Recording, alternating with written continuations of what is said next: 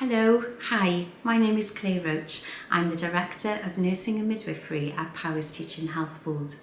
I'm here today in our very lovely birth centre in Llandrindod, Wales, one of many birth centres that we have across the county, providing midwifery-led care for women who are able to have a midwifery-led care pathway within the population of Powys.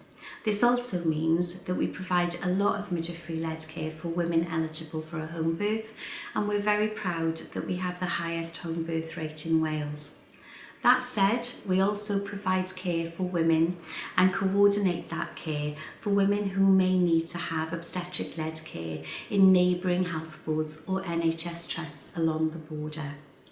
We do, however, try very hard to make sure that as much of the care can be provided as possible within the health board, and one example of that is our midwifery-led sonography service.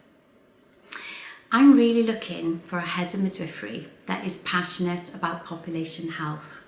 In Powys, we work very hard to ensure that women and babies get the best possible start in life.